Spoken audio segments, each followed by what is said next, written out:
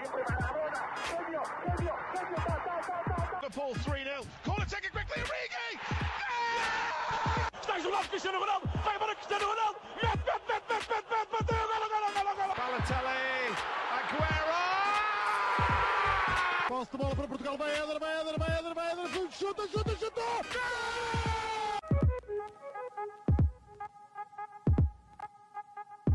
Olá, sejam muito bem-vindos a mais um episódio do podcast Spaneca. O meu nome é João Blanco, estou na companhia do habitual Miguel Rocha.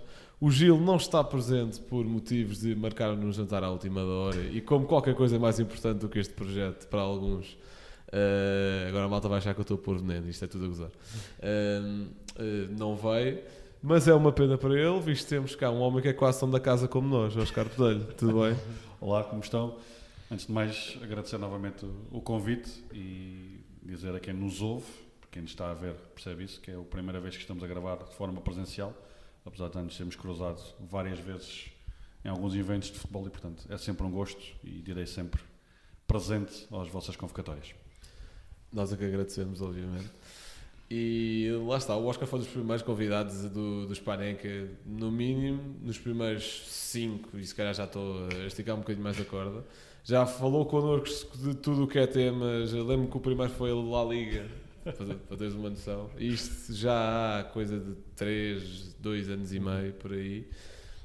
Portanto, já o queríamos ter trazido mais cedo outra vez, mas depois entre sair de estúdio, voltar, arranjar solução, não queríamos trazê-lo online, que achávamos que não fazia grande sentido. Tal como grande parte dos convidados que vamos trazendo agora, digamos que deixámos guardados. E, portanto, deixemos introduções, vamos falar daquilo que a malta quer ouvir. Começando pela Champions, que tivemos a final aqui no sábado. Para muitos o futebol venceu, para muitos o futebol perdeu. Eu sinceramente acho que o futebol está-se a marimbar para quem ganhou.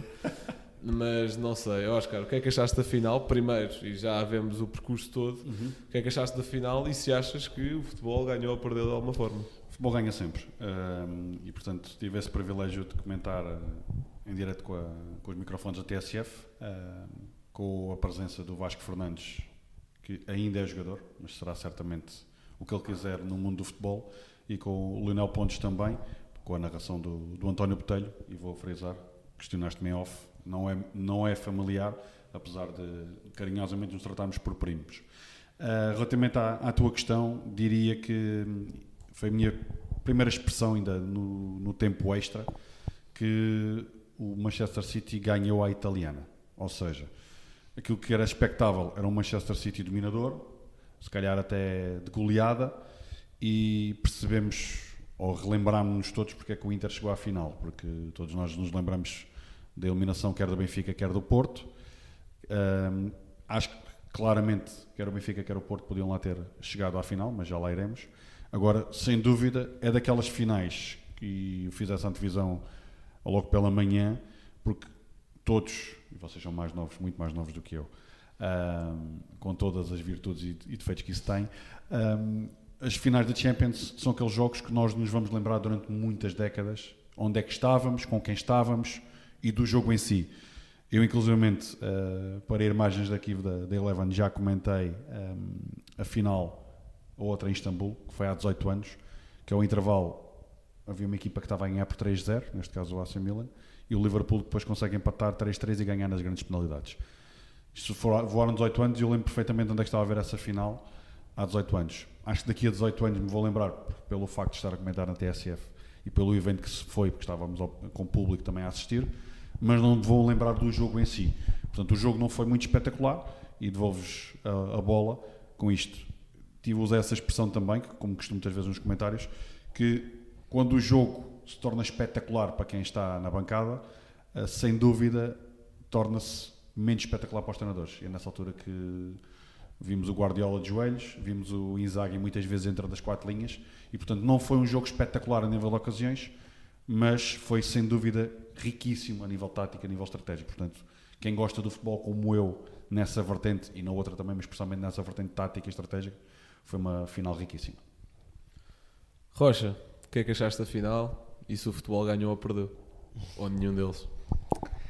Bem, eu acho que era uma final que num poderíamos já estar à espera, num certo sentido, tendo em conta as eliminatórias da Inter.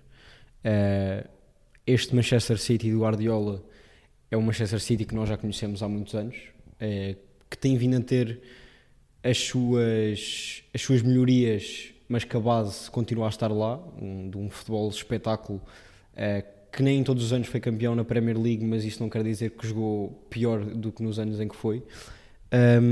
Já andava atrás desta Champions, e se calhar encontrou a equipa mais chata para conseguir vencer essa competição. No bom sentido da palavra. No bom sentido da palavra. Exatamente. Claro. Bom, se calhar não é do bom sentido da palavra, não sei. Não sei se ainda tens traumas. Ele não estava Não, ele não. não estava a pôr aspas, estava mesmo a... Não, ele está a falar por ter eliminado o Porto. Não, eu estava a dizer assim, mas acho que usam não nessa expressão.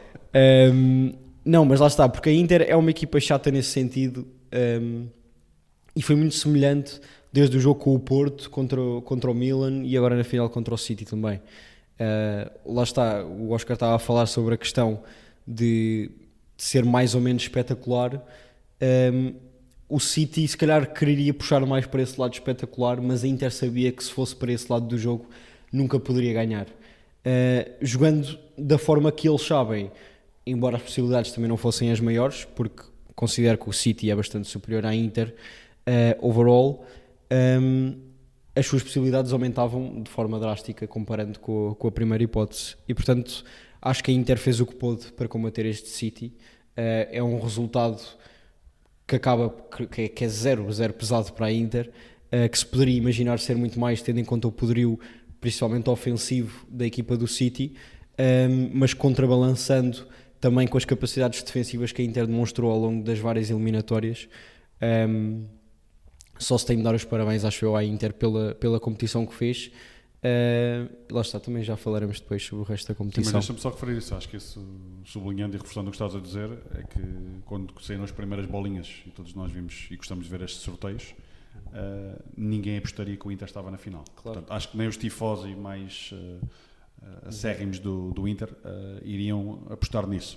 E dentro daquilo que referiste, acho que é uma excelente explicação, é que o Inter levou o jogo para onde queria. E de eu ter dito que o City ganhou à italiana, portanto, acredito que quem nos ouve sabe perfeitamente o que é que isto significa.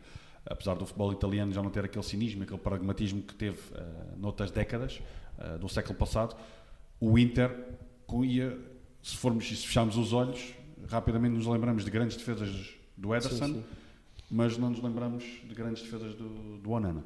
E, portanto, acho que o Inter conseguiu fazer aquilo que é muito difícil para qualquer equipa, é que todos nós sabemos como é que joga o City, agora travá-los é que é mais complicado. E eles conseguiram claramente criar ali aquela arena, a engrenagem, obrigando, quando estava a observar o jogo, houve vários momentos em que era muito fácil desenhar o City, e quando tu consegues desenhar taticamente uma equipa, é sinal que se torna mais fácil defender, ou seja, eles banalizaram muitas vezes e daí muitas vezes reforçar. Olhando para uma final e para um rapazinho que é um tal de Haaland jogar como jogou, acho que tornaram humano o Haaland. Certo. Quando eu penso nesta final, eu acho que é importante dizer que, tal como vocês já foram tocando um bocadinho aí, eu acho que o City e o Inter inverteram um bocado os papéis, não é?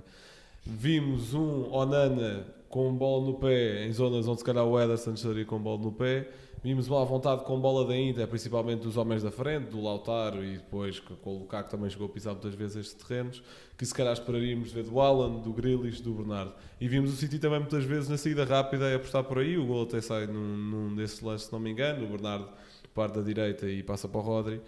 E esse choque de estilos acabou por acontecer, apenas não da forma que nós acharíamos que fosse acontecer, porque inverteram os papéis, lá está. Mais coisa a destacar. Eu acho que é importantíssimo frisar a evolução coletiva que a Inter teve durante esta competição, porque olhamos para a Inter que jogou contra o Porto, que saiu do Dragão com a eliminatória, não sabendo bem como, depois daquele lance no fim, e o Rocha deve ter pensado sobre isso durante muitas noites. Não, mas não foi só esse lance, foram 180 minutos Sim, em sim, que sim, o Porto sim, foi superior. Deixa-me só reforçar essa questão que estavas a dizer, é que o Inter conseguiu, entre aspas, perceber onde é que estava, e acho que a grande vantagem do Inter foi ter colocado as fichas nesta competição, contrariamente ao City, que teve que naturalmente ter esta Premier League pelo meio. E o outro aspecto, que fomos falando nisso ao longo do ano, é que é uma época totalmente atípica que houve um Mundial pelo meio. E isso naturalmente notou-se já na reta final que o City não estava a carburar como era habitual. Sim, completamente. Portanto, lá está a destacar essa evolução coletiva da Inter, que Contra o Benfica também apresentou pouco. Contra o Milan já é diferente, mas apresentou-se no seu melhor nível contra o City, acho eu. Curiosamente, no jogo que não ganha, ou na eliminatória que não passa. E a falar do Manchester City, acho que é importante referir que tem ali, para além da dinâmica coletiva muito forte, acho também importante destacar a capacidade das individualidades em desbloquear este jogo onde o coletivo não estava a surgir, acho eu. Porque houve até, se calhar as principais estrelas ficaram um bocadinho fora. Stones, que teve um papel importantíssimo agora na segunda metade, se calhar não teve muito dentro do jogo. O próprio Alan tem os números que tem, não esteve muito dentro do jogo, mas aparece o Bernardo. E o Stones saiu morto do jogo completamente. Sim. Sim, eu acho que aí está duas notas daquilo que estás a dizer. E convém frisar o triângulo de meio campo do Inter. Porque a tática do Inter está sempre muito afunilada. Ou seja, tens 3 centrais fortíssimos. O Bastoni destaca-se sem dúvida. Tens um triângulo em que nenhum deles podes dizer que é um médio defensivo, nem número 10, mas são 3 formiguinhas incríveis. E depois cá está, os 2 da frente também, todos pelo corredor central. Ou seja, a largura é somente dada pelo lateral, pelos ou seja, e o Di Marco muito ativo, sim. Depois da entrada do Guzans também. Por parte daquilo que referias também do Stones. Ou seja, o Stones jogou, ou seja, no papel, como eu costumo dizer, é reduzir e inferiorizar qualquer jogador do City, dizer que o Stones no cartão de visita é a defesa central, não é? Mas ele jogou, o seu heatmap é claramente de médio centro. Do lado, depois deixa-me só destacar também, dos portugueses, o Bernardo teve saudades da bola e a bola dele durante muita parte do jogo, e somente na segunda parte quando apareceu ali aquele toque de gênio para desbloquear. E acho que, para mim, o melhor em campo foi sem dúvida o Rúben Dias. Acho que é daqueles capitães sem braçadeira e que deu o exemplo mais uma vez e que podemos ficar descansados durante muitos anos, até porque ele joga lá ao lado daquele jovem que é o Pepe, portanto acho que temos ali pano para mangas nas centrais. Sim, até porque o Rúben Dias, se calhar, há uns tempos estava a começar a assustar-nos no quebra de rendimento e etc. Mas os nossos amigos do segundo posto até fizeram um post há bastante pouco tempo em que dizem que o Rúben Dias ganha um prémio coletivo ou individual com uma média de coisa de 13, 14 jogos pelo Manchester City, que é uma estatística para um central bastante boa. E para além do Rúben Dias e do Bernardo que já destacámos, acho importante também destacar Rodri, que decide o jogo da forma em que não costuma decidir, portanto a marcar, e o próprio Gundogan que chega a estas fases finais de competições. Atenção que ele marcou um golaço frente ao Bayern, convém não esquecer esse golaço. Certo, mas se calhar transforma-se Sim, bocadinho. é improvável. E o outro aspecto que era o Gundogan, na época em que o City vai à final com o Chelsea, nessa época foi o melhor marcador. E portanto, só para terem noção, ele é o melhor marcador do City, hoje em dia isso quase que dá para um meme. E nessa época ele marcou 17 no total em todas as competições. Em segundo lugar o Foden marcou 16. Atenção, não está aqui escrita, como vocês podem ver. E em terceiro lugar ficou o Gabriel Jesus. Os 3 juntos não fazem os golos que o Alan marcou este ano. E o outro aspecto, isso para mim faz toda a diferença, e o Guardiola falou nisso na véspera, não há nenhum grande treinador sem grandes jogadores, mas também não há jogadores sem treinadores. Mas um por maior, para mim a peça do puzzle que encaixou tudo foi o Rúben Dias quando chegou ao Manchester City, mas não nos podemos esquecer do investimento que o Manchester City fez. Portanto, é só elencar ao longo de muitos anos, e tem a primeira orelhuda. O Inter tem lá 3 e explicou mais uma vez que tem ali uma excelente base, e reforço isso. Acho que é o melhor plantel italiano, e há um ano totalmente atípico para o positivo do Nápoles, mas acho que o Inter pode sonhar porque tem aqui uma excelente base. E outro aspecto é que a estrutura não mandou embora o Inzaghi, mesmo apesar de uma época muito aquém a nível interno. Certo, e já agora já pegaste também nesse investimento todo do Manchester City, e isto sem tirar de qualquer forma o mérito esportivo, mas também é importante dizer que o Manchester City ainda há 3, 4 meses estava a ser investigado pela Premier League, ainda está, criou-se um conselho externo para se avaliar se o Manchester City andava ali a fazer falcatruas financeiras ou não.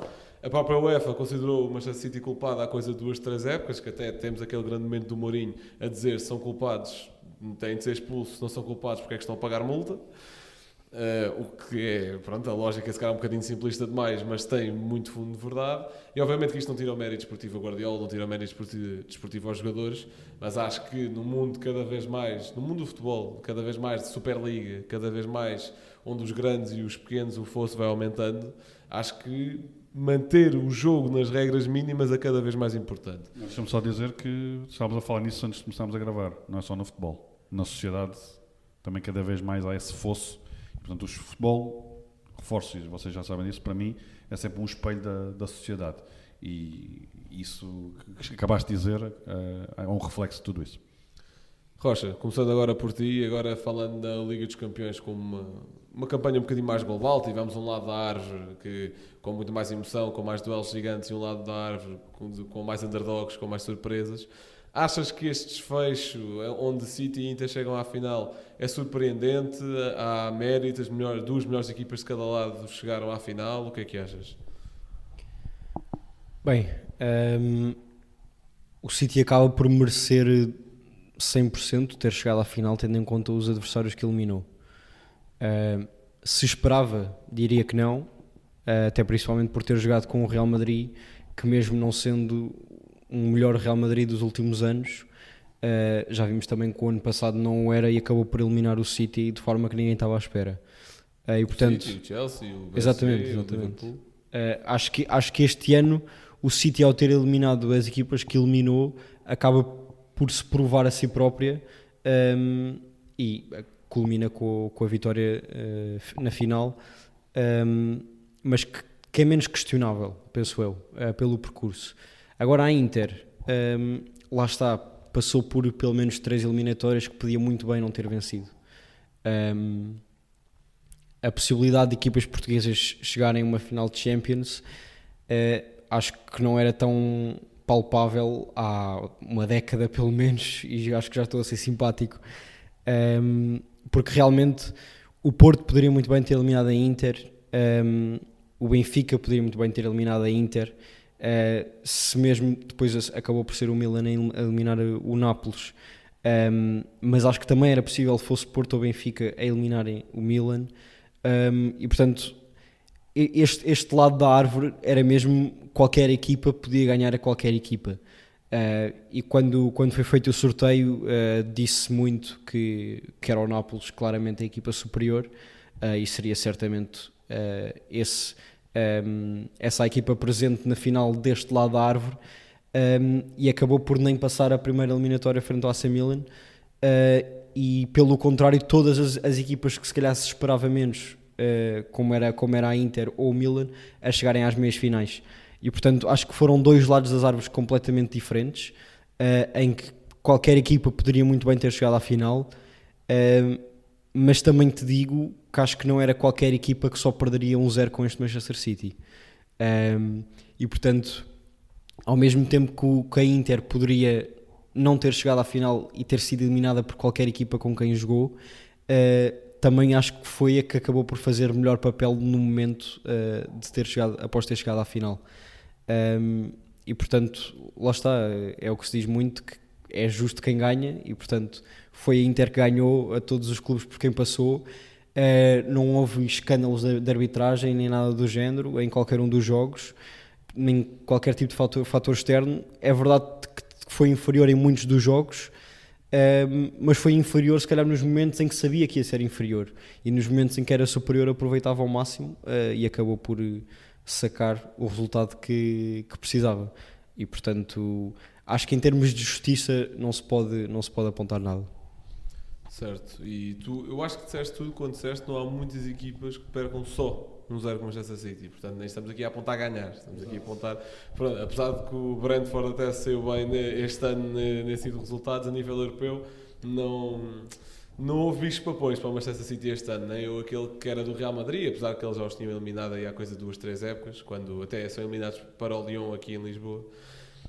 Portanto, eu acho que do lado do City não há aqui qualquer tipo de questão de mérito. Apanharam a árvore mais complicada, os jogos mais complicados, passaram-nos a todos. Agora nem deram 7-0 ao Leipzig em oitavos de final, o que também não é para todos. E aí o Guardiola até foi relembrar os 5-0 ao Sporting, a dizer que epá, se ganhamos por muitos a coisa está a ficar aborrecida, se temos dificuldades é porque está tudo errado e lá está. Os velhos extremismos do bom treinador de bancada que não sabe medir as coisas e ver os pontos positivos e negativos. Quanto ao outro lado da árvore, eu vou ser sincero, se calhar um bocadinho de modo mais geral. Eu gostei muito mais da última edição da Liga dos Campeões do que desta, apesar de que esta teve mais surpresas e teve mais histórias para contar, se calhar, digamos assim. Mas a outra, não sei, houve ver aquele Real Madrid, isto não é por ser o Real Madrid, nem por ser o Benzema, nem o que seja, a separar adversários difíceis com hat-tricks, com boas histórias. Obviamente que o Man City também retou adversários complicados, e aquela meia-final com o Real Madrid é um fartote, se calhar, das exibições coletivas mais esmagadoras que eu já vi, aquele jogo no Etihad. Mas sinto que a um nível global faltou ali qualquer coisa para eu ficar preso, como, por exemplo, para mim a melhor edição de Liga dos Campeões que vi, que só pecou pela final terrível que teve, 18-19, completamente. Com a Ajax, com o Lucas Moura, com o Liverpool, com muita coisa interessante ali a acontecer. Sinto que não houve nesta, mas voltando ainda ao outro lado da árvore, a Inter, se calhar, das 4 equipas, e sim, estou a pôr o Benfica nestas contas, era a equipa que eu queria menos ver na final, por vários motivos. Em primeiro lugar, porque não tenho qualquer tipo de simpatia a esse nível com a Inter, podia ter, não tenho. Tenho mais com o AC Milan, por exemplo. Com o Nápoles, tive esta época, eu também sou muito de me ligar às histórias, e senti, e disse aqui várias vezes no podcast, que com aquela margem, com aquela almofada de pontos que eles tinham na Série A, podiam fazer algo engraçado na Liga dos Campeões. Não aconteceu porque o Milan, tal como o Oscar faz antes de vir para aqui, fez bem o trabalho de casa, lá está. Mas aquele jogo, aqueles últimos 10 minutos do jogo em Nápoles, se não me engano, são desesperantes. É de um adepto de futebol, ainda há um gol que surge mesmo no fim, mas é de um adepto estar ali a pedir o outro e ver se aquilo vai a prolongamento. Aquabou por não acontecer.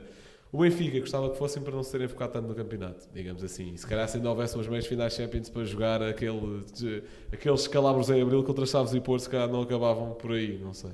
Sim, deixa-me só, sublinhando o que vocês estão a dizer, e pegando exatamente nessa tua deixa, acho que há um momento crucial para as equipas portuguesas, que é precisamente o Benfica-Porto, porque antes do intervalo o Porto consegue o gol do empate, e o Benfica chegou a ter 13 pontos de avanço, virtualmente nesse jogo, e portanto convém perceber, e vocês sabem isso, que o futebol vive muito aquilo que é o momento, e o Benfica facilmente, digo isto, apesar de toda a qualidade do Inter, venceria essa eliminatória, face àquilo que o Benfica estava a produzir. Só que o Benfica é vencido pelo Porto na Luz, nessa mesma semana recebe o Inter, talvez com uma das piores exibições globais do Benfica, e perde depois também com os Chaves. Ou seja, o Benfica quase que no José Meazza, o José Meazza é uma coisa, São Siro é outra, convém fazer a distinção, e é um palco fantástico, tive o privilégio de estar recentemente lá, antes dele ir abaixo, e o Benfica, quando sai do José Meazza com 3-3, acaba por não sair muito melindrado, porque consegue aquele empate, nessa semana depois consegue ganhar ao Estoril, mas todos nós sentimos que quer o Benfica, quer o Porto podem ter eliminado o Inter. O que nos fez recordar e fazer doer menos como portugueses foi que o Inter faz esta exibição com o City, e sublinha aquilo que disseste. São poucas as que conseguem fazer isso. O outro aspecto, que é, relembrando novamente a vitória do Chelsea na outra final do Manchester City, 2021 no Dragão. Nesse percurso do Chelsea, apenas uma equipa ganhou ao Chelsea, foi o Porto. E, portanto, é aí que eu quero tocar. Acho que, em Portugal, temos que perceber que há uma grande valorização do treinador, dos jogadores, porque são poucos os países que conseguem fazer o que Portugal consegue fazer. Para além também do Sporting, que teve aquela dupla jornada, que foram 2 jogos quase iguais com o Marselha, que começou muito bem, e todos nós pensámos que o Sporting facilmente iria chegar também a essa eliminatória. Só para devolver a bola novamente, e um novo dado também, até porque eu, como disseste, fiz o trabalho de casa, não para hoje, tanto nessa área, mas no jogo contra da final, o Manchester City tinha apenas uma taça das taças em 69-70, e o futebol era tão diferente, na altura ele eliminou nos quartos de final a Académica de Coimbra. Hoje em dia, acho que nem na console isso acontece. Pois, realmente falar da Académica da Liga 3 e que está a comparar com uma equipa que acabou de fazer triplete. Portanto, mas sim, a Académica também tem uns caminhos europeus engraçados. Mudando um bocadinho de tema, mas não mudando de tema ao mesmo tempo, visto que estamos a falar de um balanço de época já um bocadinho mais geral. Eu e o Rocha fizemos 11, ou seja, os melhores 11 da época a nível internacional. O Oscar fez aqui 2 11, mas não um em comum connosco, outro só dele, porque tem de ter algo especial, obviamente. Rocha, vou-te pedir então o teu 11 internacional do ano, portanto o melhor 11 da época no fundo. Bem, eu tive várias dúvidas também quando cheguei a fazer estes 11, é muito isso que se tem. Mas um dos principais esforços que eu tive foi não me esquecer da primeira metade da época. Porque há muito essa tentação, também ouvi isso e nós falámos bastante sobre isso. Depois do Mundial, a fazer o melhor 11 até àquele momento, incluímos muita gente que jogou muito bem no Mundial. E eu acho sempre importante não nos esquecer do que aconteceu para trás. E foi isso também que eu tentei fazer aqui. Houve vários jogadores que eu apenas incluí por não me lembrar de outros, mas vamos a isto. Nada como teres dito, para não te esqueceres Exato. da primeira metade, agora esqueceste de alguns nomes. Mas... eu à baliza pus o Courtois. Principalmente a primeira metade da época, acho que foi um guarda-redes fortíssimo. É verdade que o ano passado a segunda época do Courtois influenciou muito a presença dele também no melhor 11 da época, algo que não aconteceu agora, lá está, por ter sido eliminado pelo Manchester City, coisa que o ano passado acabou por fazer uma grande exibição em todas as fases a eliminar da Champions, incluindo na final. Ainda assim, não me lembrei de um guarda-redes melhor do que o Courtois para pôr esta época. Acho que apenas no Mundial com o Martínez, que foi o que se falou mais também na altura, e lá está, foi um jogador que fez um grande Mundial, mas fez não... alguns bons jogos, não fez? Sim. Se fores ver, em Sim. termos de defesas, foi dos guarda-redes que fez menos defesas. Mas lá está, é o que eu digo. Daí eu nem ter posto numa 11 mundial quando Eu fizemos. também não pus. Também não esteve no meu. Porque lá está. Mas isso é a tentação Eu não de palpo qualquer... a propaganda da Argentina, pá. Mas pronto. É a tentação de qualquer pessoa que vê o jogo assim por alto, é por também muitas vezes o que ganha, e foi ele que acabou por ganhar também com o penalti defendido. Depois à direita pus o Kimmich, de Bayern. Os centrais, sinceramente, foi o que me custou mais. Eu pus o Militão, e o outro central foi o Araújo, do Barcelona. Acho que o Araújo, eu há 2 anos, acho eu olhava para aquele gajo e... Terrível. Epá, Yeah. não o conseguia ver jogar. E este ano foi um central irreconhecível, e também foi por isso que eu o pus. Na posição que eu acho que mais importante teres um bom parceiro. Acho que foi Sem pouco dúvida. valorizado Christensen. Acho que Christensen é daqueles assassinos silenciosos. Percebo perfeitamente e concordo. É muito importante uma dupla de centrais fortíssima, Um trio, com cada vez mais Claro. com 3. mas que acima de tudo se percebam uns aos outros. Eu acho que também foi muito isso que aconteceu neste Barcelona. À esquerda pode ser controverso, não sei se é ou não, mas eu pus o Cancelo. Não pensei. Mesmo com a troca de clubes, com não ter estado a jogar no City durante vários jogos, ter ido para o Bayern, tendo começado Mundial fraquinho. o Mundial Claro. fraquinho, claro, tendo começado bem no Bayern, depois acabou por ir para o banco no fim da estadia do Nagelsmann. Mas para mim não existe melhor lateral que o Cancelo no mundo, e portanto acho que acabaria por ser injusto também da minha parte não o incluir neste 11. Eu vou jogar em 4-3-3, só para dizer já aqui isto. Pelo menos tens uma formação. E acho que dá para jogar com o meu 11 já agora. Eu a trinco pus o Casemiro. Acho que numa época em que chega ao Manchester United, em que há um United, É o primeiro nome em comum que nós temos já agora. em que há um United que até tem ali uma fase da época que, ok, se calhar eles até chegam longe. Houve uma altura que estavam a lutar pelo 3º lugar. Acho que o Casemiro para mim foi o melhor jogador do United desta época. Ainda no outro dia vi números do Bruno Fernandes, que foi o jogador com mais minutos em todo o mundo. Mas para mim o Casemiro foi alguma coisa, continuou o que já andava a fazer no Real Madrid. que para mim é uma coisa impressionante, que é o que ele anda a fazer desde 2013 ou 14, quando saiu do Porto. Ele teve em 14, 15 no Porto, acho eu. Quando saiu do Porto, desde que chegou ao Real Madrid e ganhou o seu lugar no 11, tem sido um jogador nestes últimos 7 anos impressionante.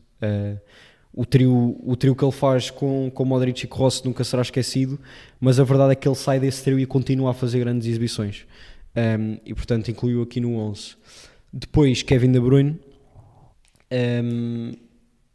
Vou ser sincero, se calhar se não fosse o City a ganhar a Champions não o incluiria, mas acho que esse peso do troféu internacional para mim, top 3 de melhores jogadores do City, tem de pesar num 11 final. Muito mal ele novamente sair numa final lesionado aos 40 minutos ou o que é que foi, para um jogador desta qualidade. E assim como o Cancelo disse que para mim é o melhor lateral do mundo, para mim também não há ninguém que se compare com o De Bruyne neste momento. A inteligência que ele tem a jogar é uma coisa extraordinária. A qualidade que tem naqueles pés.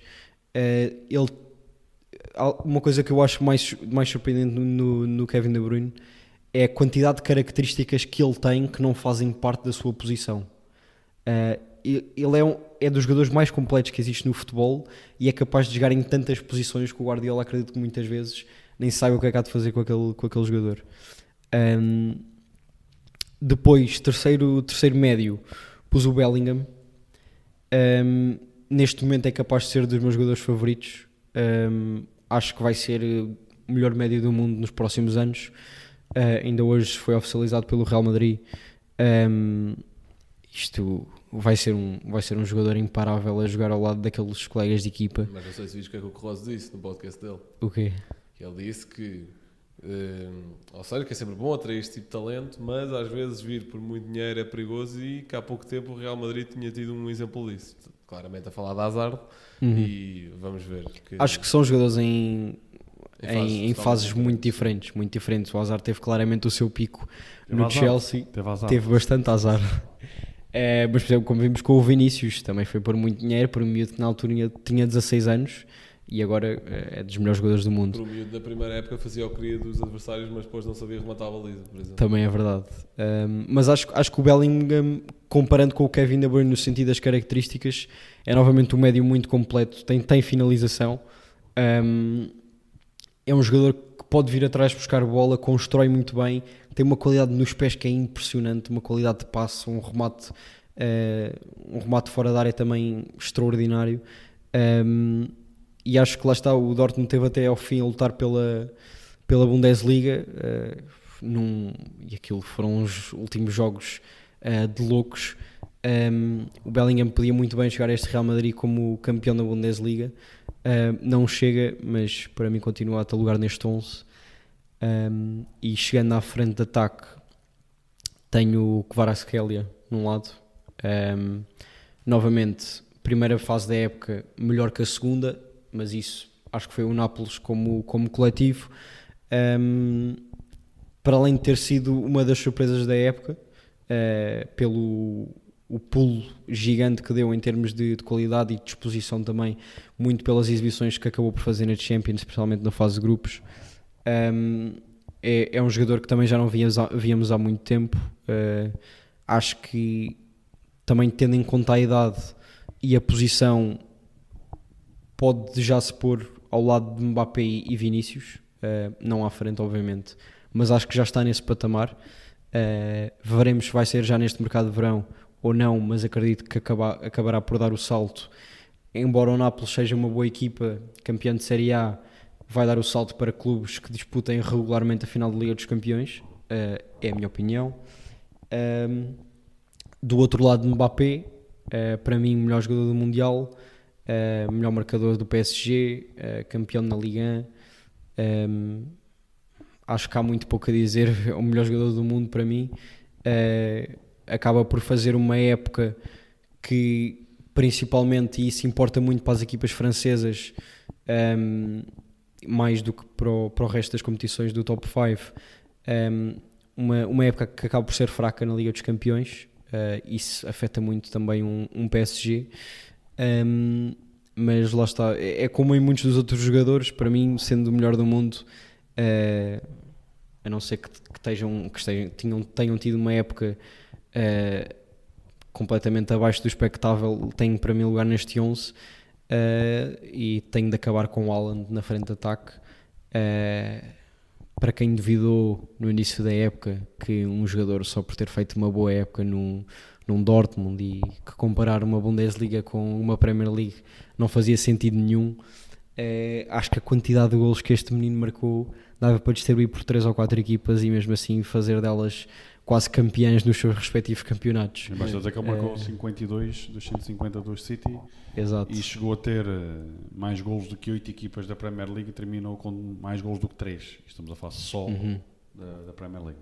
Gostaria de relembrar que um dos certos nos Reels e TikToks do projeto com mais visibilidade, de certos de podcast, não estamos a falar de TikToks feitos de raiz, como o Mateus e etc. fazem, mas com mais visibilidade és tu precisamente a criticar quem compara Alan de Darwin lá para setembro. Lá está, isso foi no início da época e eu não me considero um gênio por ter dito isso, porque acho que era tão... Consideras que tens olhos, não é? Exato, acho que era tão expectável que um ia dar tanto e o outro, pelo menos a comparar com este, ia dar tão pouco, que, não sei, na altura e agora também, parece-me só óbvio. Quando o Liverpool apanhar o Porto na fase de grupos, outra vez, o Darwin marca 3 e pronto. Bem, vou tentar ser um bocadinho mais conciso do que tu, mas temos muitos nomes que não são iguais. Então, defesa, totalmente ao lado. Em primeiro lugar, um disclaimer importante, que é isto, vocês metem isto a jogar, quer no FIFA, no Football Manager ou na vida real, isto não funciona. Portanto, coletivamente, isto não tem qualquer sentido. Isto é uma distinção coletivamente individual. E vamos por aí. À baliza Ter Stegen, porque sinto que foi a peça-chave da conquista do Barcelona. Veja que vocês estão sempre a falar em peças e isso é muito importante frisar, que isto é quase como um puzzle que tem que ser montado. Sim. Apesar do teu, pelos vistos, faltarem umas peças para que este puzzle, que estás a anunciar. Este puzzle até se junta a todos, depois fazem uma imagem feia. Não. Mas até funciona. Ter Stegen, sinto que foi uma peça-chave num Barcelona que não é espetacular como o Barcelona de outros tempos, em ganhou muitos jogos, 1-0, 2-1, em que se calhar se destaca mais pela sua eficácia defensiva do que ofensiva, e acho que o Ter Stegen foi muito importante nesse sentido. Depois tem 3 centrais, Ruben Dias, por tudo o que já dissemos, por aquela stat absurda que eu também já dei, Stones, que eu não sei o que é que está aqui a fazer à defesa, tal como o Oscar já disse, e Kim Min-jae, que foi uma peça fundamental do Nápoles. Eu em janeiro também o pus, agora acabei, lá está. Foi pela segunda metade. Ok, percebo. E lá está, também pecou por estar fora daquele jogo decisivo contra o Milan, na segunda eliminatória, se não me engano. Não foi da segunda, foi da primeira, mas acho que foi na segunda. E acho que também é muito importante destacar o Kim Min-jae porque comportou-se, eu acho que esteve até superior às épocas que o Koulibaly fez em Nápoles, por exemplo. E o Koulibaly chega ao Chelsea e foi uma desilusão, e agora até se fala de um possível empréstimo à Inter, por exemplo. Mas espero que quando o Kim Min-jae dê esse salto, e fala-se muito de Bayern ou de Premier League, não aconteça isto também. Deixa-me só dar aqui uma notícia que vocês merecem isso. Houve clubes em Portugal, e sei, de fonte totalmente segura, e vocês sabem que eu não sou daqueles fontanários Os fontanários, isso mesmo. Eu sei de fonte segura que houve vários clubes em Portugal, não há muitos como é óbvio, que recusaram Kim Min-jae quando ele ainda estava do outro lado do mundo. Boa. Aquilo que falaste há pouco, não tiveram olhos. E mais cego é o que os não querem ver. O que teria sido Pep com Kim Min-jae? Não vou dizer nomes. Ok. De seguida, Casemiro, um dos nomes que tivemos em comum, também já falaste um bocadinho sobre isso, saiu da sua zona de conforto e continua a ser o rei que é, e evitou comparações. Eu já nem sei com quem é que compararam o Casemiro após 5 jogos no United, mas eram coisas tão absurdas que eu nem sei. É que para mim, comparar Casemiro com outros nomes que não Busquets, para mim não faz sentido nenhum, podem sair já da mesa. Isto num jogador que passou do Porto, portanto tenho muito fair play. Bellingham, outro nome que tínhamos em comum, para mim acho que o título, entre aspas, o título individual, o prémio individual do melhor jogador da Bundesliga assentou que nem uma luva, completamente, e só tenho pena do Dortmund ter borregado como borregou. Deixa-me só falar do Bellingham, até porque eu escrevi na altura numa crónica que tinha no Twitter, os Chrome Oscars, que já gostava do Bellingham quando ele jogava no Birmingham. e já na altura impressionava. E é importante sempre frisar a idade que ele tem. Quem não estiver a ver e a ouvir, é só ir pesquisar, porque parece que estamos a falar de um jogador feito em ponto repousado. Está em ponto repousado, mas ainda é muito novinho. Sim, e o irmão dele, curiosamente, também se transferiu hoje, mas para o Sunderland, e estava no Birmingham ainda. De seguida, tenho o Odegaard, que também foi uma peça fundamental da quase campanha de título do Arsenal. Ponderei também Saka, mas acho que o Odegaard teve uma maior influência e também muita gente falou que, obviamente, que ganhando o City tinha de ser Haaland do MVP, mas ganhando o Arsenal, Odegaard ganhar o prémio de melhor jogador da temporada da Premier League, acho que não fazia comissão a ninguém. De seguida, 4 na frente, organizem isto como quiserem na vossa cabeça ou no vosso quadro tático. Tenho Bernardo Silva. Bernardo Silva, que para mim é sempre um jogador super influente no Manchester City. Todos os verões falam da sua possível saída. Todos os verões Guardiola desespera em conferências de imprensa a dizer que nós não queremos que ele saia, mas ele quer sair, nada a fazer. E todos os verões o Bernardo Silva responde, ou melhor, todas as épocas após esse verão, o Bernardo Silva responde em campo, continuando a jogar aquilo que ele sabe jogar. E é um jogador que eu, obviamente, se calhar não ia gostar de um jogador menos do que isso, mas é um jogador que eu também admiro muito por manter sempre a sua regularidade tanto no clube como na seleção. Que, obviamente, com o Fernando Santos a coisa tornava-se um bocadinho mais complicada por encostar se calhar demasiado à linha, não potenciar tanto as suas capacidades, mas sinto que ainda assim dava muito à seleção e acho que continua a dar. Basta ver, por acaso, ainda no outro dia estava, já não sei em contexto, se estava a ver futsal do Sporting ou antes ou depois, apanhei a Sport TV a repetir a final da Liga das Nações, porque fazia anos ou algo do género, e apanho mesmo no exato momento em que o Bernardo Silva faz o passo para o Gonçalo Guedes, portanto, para se ver a longevidade do Bernardo Silva na seleção e os momentos importantes também já nos deu. Os outros 3 da frente, Kvaratskhelia, também pelo que já disseste, um nível absurdo. Vinícius Júnior, que apesar de se calhar ter estado num nível ligeiramente abaixo do ano passado, obviamente que também não foi coroado por títulos coletivos, como a La Liga, como a Liga dos Campeões, apesar de ter ganho a Copa do Rei. Sinto também esteve um nível altíssimo no ano em que Benzema, quando jogava, mantinha o rendimento, mas esteve muito tempo ilusionado também. E quem carregava aquilo era o Vinícius, e é um jogador que eu acho espetacular. Para além disso, faz aquilo que faz nas condições super adversas em que tem de jogar em Espanha, por todas as questões de racismo e etc., que é uma coisa que eu não sei como é que ela atura, sinceramente. Eu com a paciência que tenho, e obviamente que eu não posso falar por este privilégio de pele que tenho aqui, mas se tivesse uma situação minimamente semelhante, uma situação basava fora. Ou ele tem um enorme amor ao Real Madrid e há toda a estrutura, ou não sei o que é que ele está ali a fazer. Ou isso ou ganha bem, se calhar, mas acho que podia ganhar bem para outros sítios também. E da frente acho que é Haaland, não há grande discussão. Nomes que não pus e se calhar devia ter posto, ou que... E tenho aqui umas menções honrosas. Em primeiro lugar, Messi e Mbappé, que acho que são os 2 nomes mais sonantes que eu deixei de fora. A época não é um mês. Esta é uma parte importante. E atenção, o Messi faz uma excelente primeira parte de temporada em build-up para o Mundial. À semelhança de Neymar, também que faz uma excelente primeira parte de temporada. Mas não consigo considerar jogadores, e isto vale para o Messi e vale para o Neymar, não vale tanto para o Mbappé, que chegam a janeiro e desistem simplesmente de jogar, ou já não jogam com a mesma intensidade, com o mesmo querer, com a mesma vontade, e isto aliando ao facto de que, ou seja, não podemos tirar o prestígio que é conquistar um troféu, mas o PSG ganhar a Liga, o nível de dificuldade é o quê? Não acho que possa ser grande coisa. Tal como nós não consideramos para este tipo de 11 jogadores que jogam, ou consideramos mais dificilmente jogadores que jogam em Portugal, nos Países Baixos, noutro qualquer campeonato, eu tenho mais dificuldade em considerar jogadores que jogam em França, porque a competitividade é pouca, acho eu.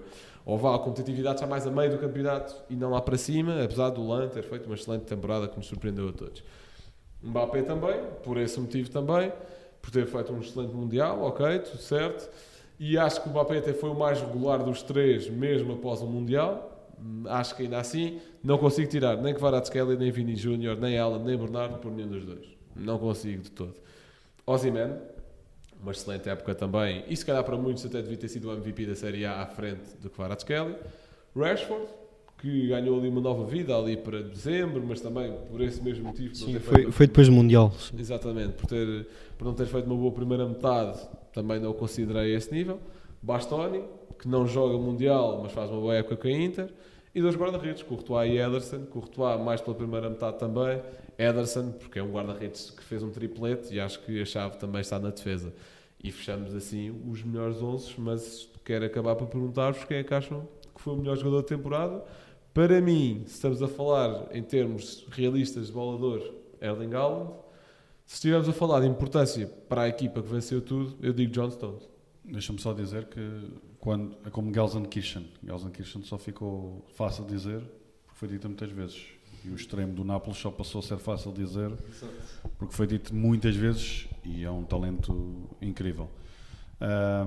Como não fiz esse 11, mas já foi prometido que faço no nosso próximo encontro e quando alguém pagar o jantar, quem nos estiver a ver sabe para quem é que eu estou a apontar, como quem chegasse atrasado à convocatória, portanto é fácil quem é que paga o jantar. Diria que a bola de ouro será naturalmente para... Só pode ser a ver entre dois nomes, ou o Mbappé, para aquilo que trouxeste e frisaste muito bem da presença que ele teve no Mundial, voltando a frisar novamente no Mundial, porque ainda vai a tempo de fazer muitos, mas acho que o que Haaland fez catapulta-o para um patamar muito difícil, porque não só pelos golos, pela influência que teve, mas deixa-me reforçar que o Kevin De Bruyne também, para mim, é o melhor médio do mundo, mas acho que entre Haaland e Mbappé está entre eles o prémio que eu daria, mas sabemos que esse impacto do prémio coletivo tem alguma influência, mas se fosse por isso também não estávamos aqui. Portanto, diria que Haaland merecia esse prémio. Sim, eu também vou mais para Haaland. Lá está, Mbappé, se tivesse ganho o Mundial, teria esse tal impacto do prémio coletivo. Haaland ganhando um triplete, marcando 52 golos numa época.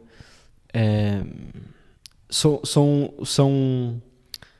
números que acabam por ser banalizados por nós termos tido Ronaldo e Messi a jogar ao mais alto nível durante 15 anos, em que Messi numa época marca 92, mas marcar 52 é realmente algo extraordinário.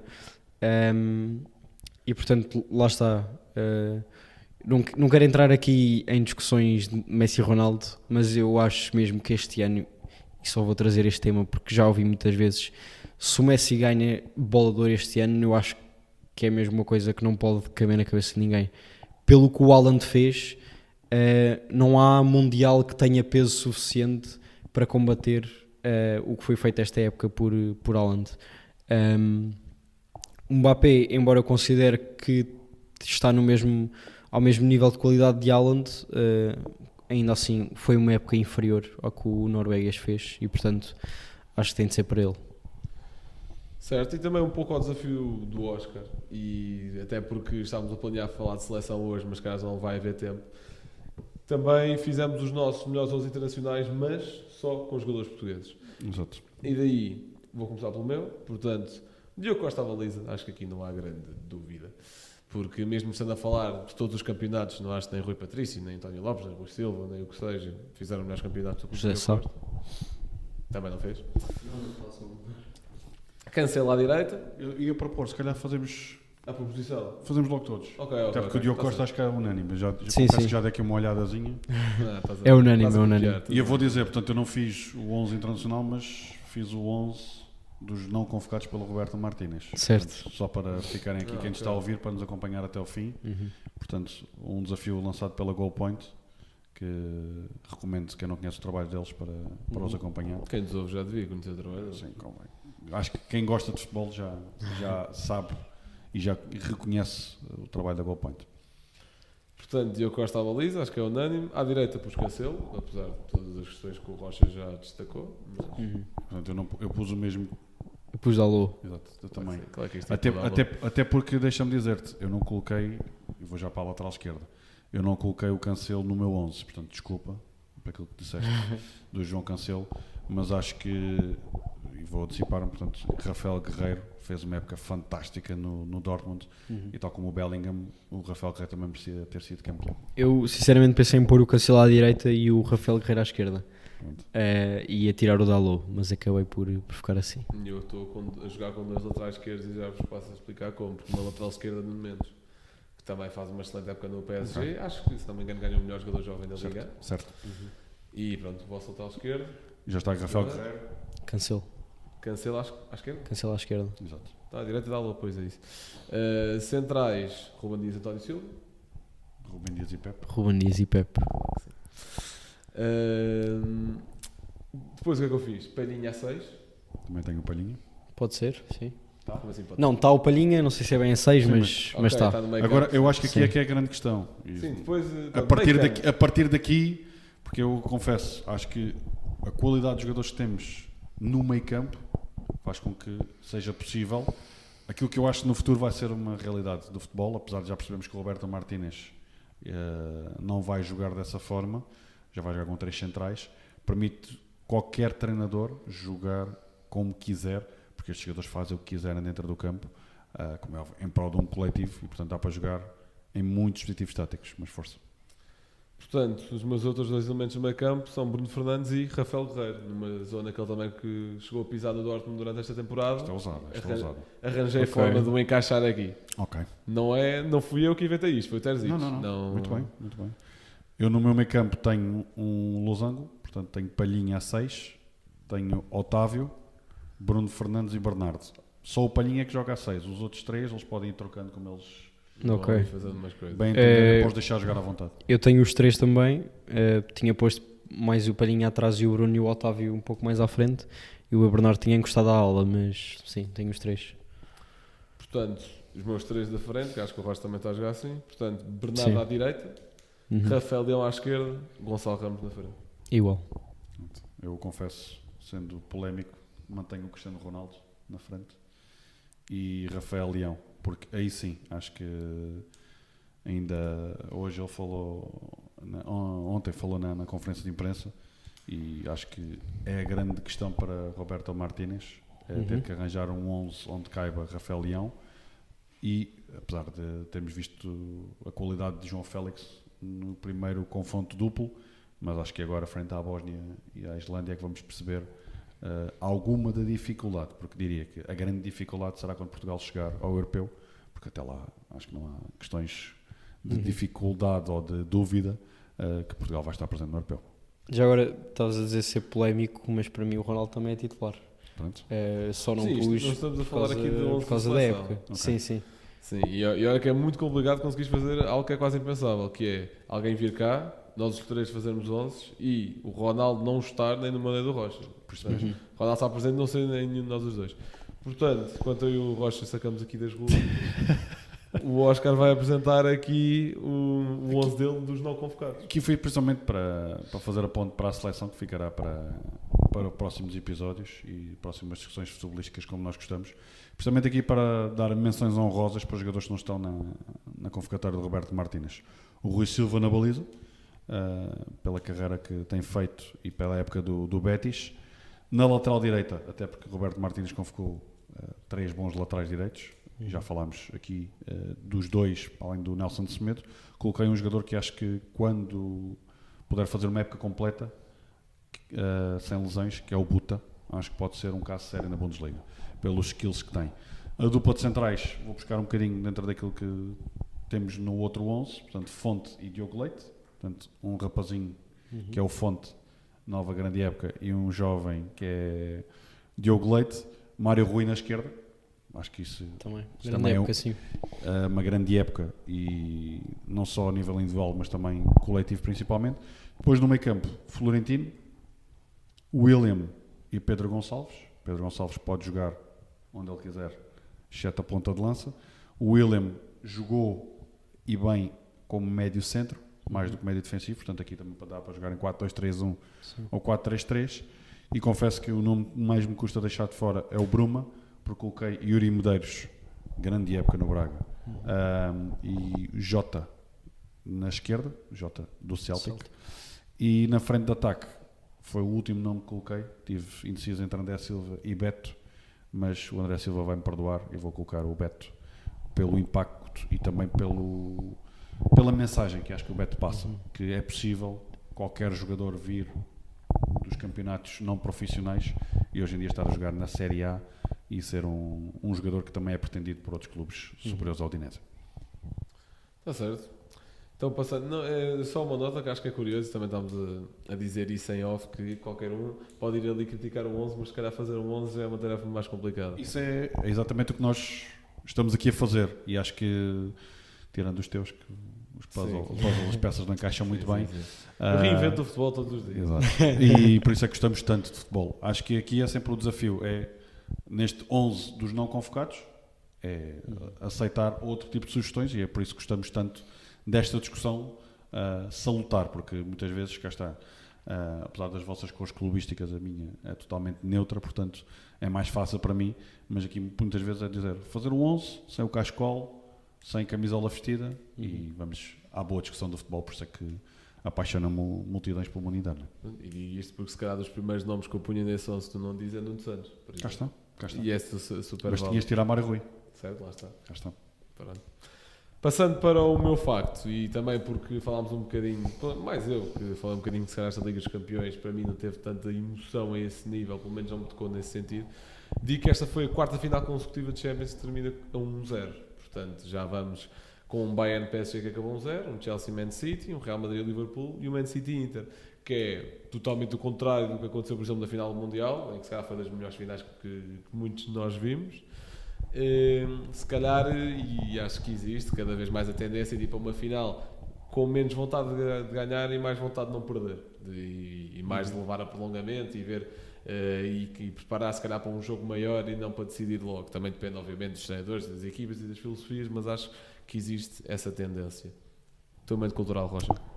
Bem, eu vou recomendar aqui um livro que me foi oferecido a semana passada, e acabou por calhar bem, tendo em conta a paragem para seleções, que foi o almanaque da seleção, que me foi oferecido, e lá está, como qualquer outro almanaque, tem tudo o que se possa imaginar de histórias, convocatórias, jogos, finais. No caso de Portugal não são assim muitas as finais, mas fica aqui a recomendação. Certo, e vou fazer também uma recomendação minha, que é basicamente o Oscar em parceria com o Goal Point a fazer 11. É a minha recomendação. Pronto, e terminamos por aqui, Oscar. Espero que tenhas gostado de vir aqui ao Staminé. Sempre. É sempre um gosto estar convosco e Espero. falar sobre futebol com quem gosta, com quem é apaixonado e padece da mesma doença. Exatamente.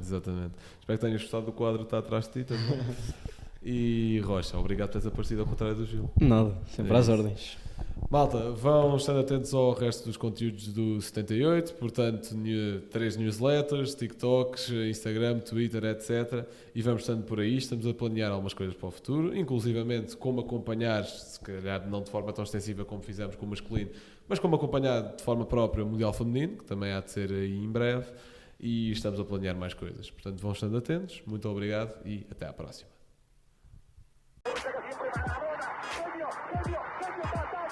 Liverpool 3-0. Corner taken quickly. Origi! Stanisław Cristiano Ronaldo. Vai embora Cristiano Ronaldo. Mete. Bateu. Golo. Balotelli. Aguero. Posse de bola para Portugal. Vai Éder. Chuta.